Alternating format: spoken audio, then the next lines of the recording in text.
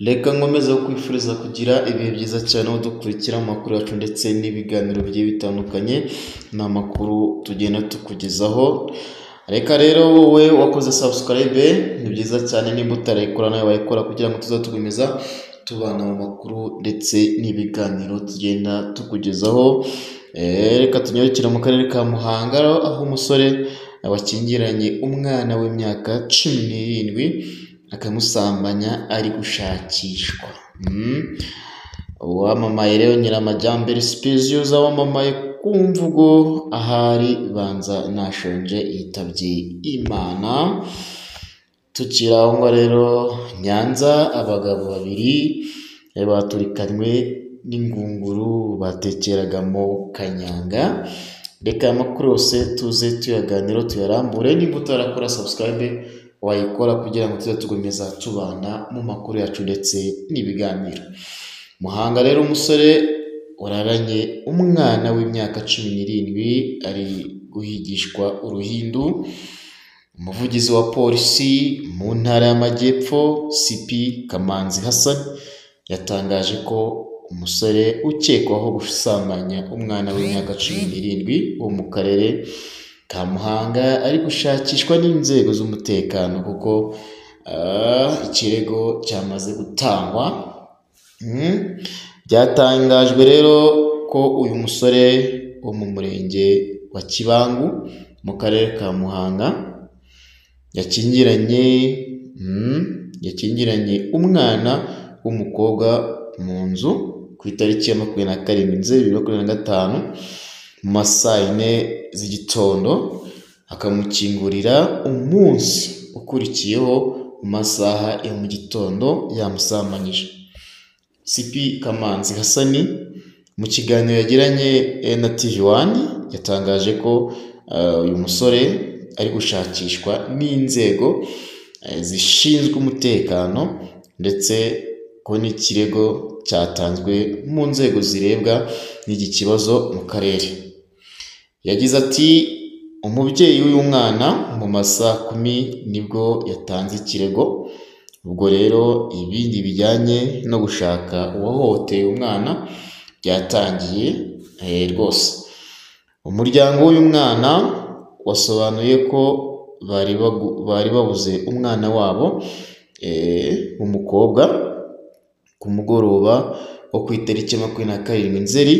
Inyuma babajije umwana ababwira ko uwo musore yamukingiranye mu nzu biza kurangira anamusambanyije. Ku ruhande rw'uyu mwana rero yasobanuye ko yari yagiye gusura umushiki w'uyu muhungu asanga adahari, birangira uyu musore amukingiranye mu nzu maze atekereza ko cyangwa ategereza ko abaho bataha araheba. Yagize ati uyu muhungu yashyizeho ingufuri arakinga, bwije ntegereza ko iwabo bataha ndababura. Mu masaa 9 za nijoro nibwo yamfashe. Byatangajwe rero ko umuryango we ukimara kumenya amakuru ko wahise ujyana umwana ku bitaro bya Nyabikenge kugira ngo ahabwe ubufasha burimo ibinini bituma adasama n'imiti imurinda indwara zandurira mu mibonano mpuzabitsina. Gusa abaturage batuye muri aka gace bakomeza basaba ko uyu musore yashakishwa kugira ngo ahanirwe ibyo yakoze kuko yasambanyije umwana utujuje imyaka y'ubukure. Urumva rero ntago biba ari byiza, nyine biba bibabaje, binateye agahinda.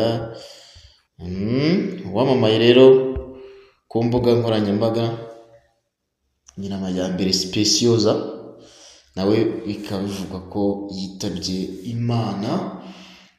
Amakuru akomeza avuga ko rero yaba yazize uburwayi,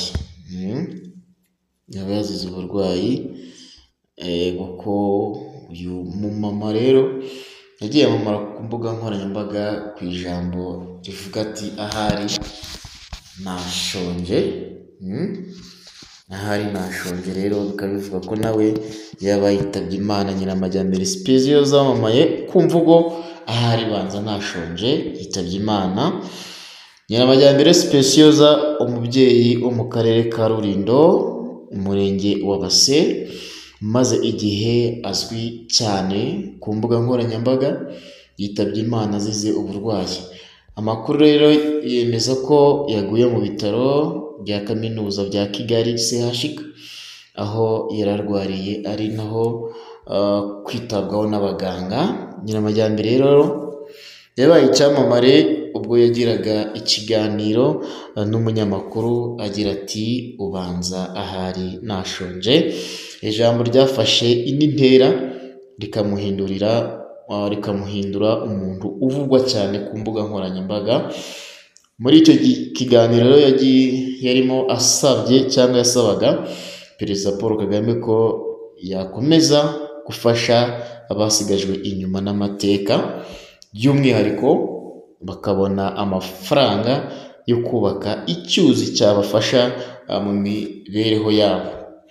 Urupfu rwe rero rwateye agahinda abakurikira inkuru ze ndetse n'abamwiyumvagamo, ari aho benshi ku mbuga nkoranyambaga bakomeje gutanga ubutumwa bw'ihumure ku muryango we, banagaragaza ko yari umuntu woroheje, wakunze gusetsa no gushimisha abantu binyuze mu magambo ye y'ukuri atazibagirana. Kugeza ubu rero haracyategerejwe itangazo ryemewe n'umuryango cyangwa ubuyobozi bw'inzego z'ubuzima kugira ngo hasobanuke icyaba cyateye urupfu rwa Nyiramajyambere Specioza wari umaze kuba ikimenya bose ku mbuga nkoranyambaga. Numva ko rero tukiri aho ngaho rero mu karere ka Nyanza, abagabo babiri baturikanywe n'ingunguru batekagamo kanyanga, umwe ahita ahasiga ubuzima. Abantu babiri batekaga ikiyobyabwenge cya kanyanga baturikanywe n'ingunguru, umwe arapfa undi arakomereka bikomeye, akaba arwariye kwa muganga.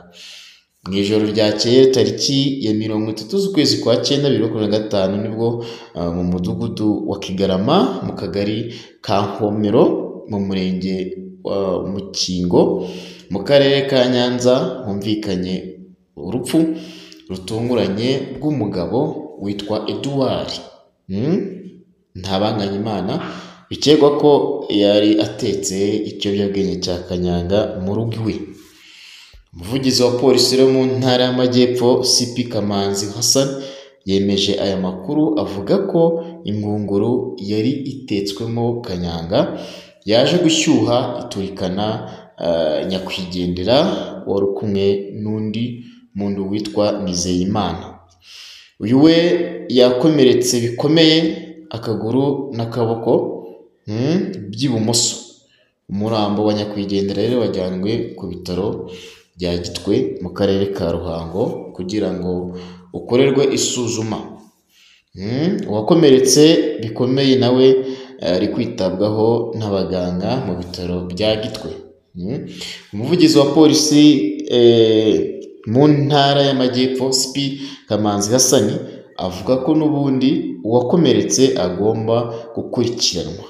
Yagize ati uwakomeretse ari kwitabwaho, ariko niyoroherwa ubugenzacyaha RIB buzamukurikirana ku gikorwa kitemewe cyo gukora kanyanga.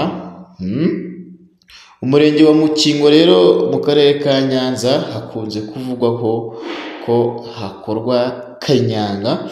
Umuvugizi wa polisi avuga ko gucuruza, gukora, kunywa no guteka kanyanga ari ibyaha bihanwa n'amategeko.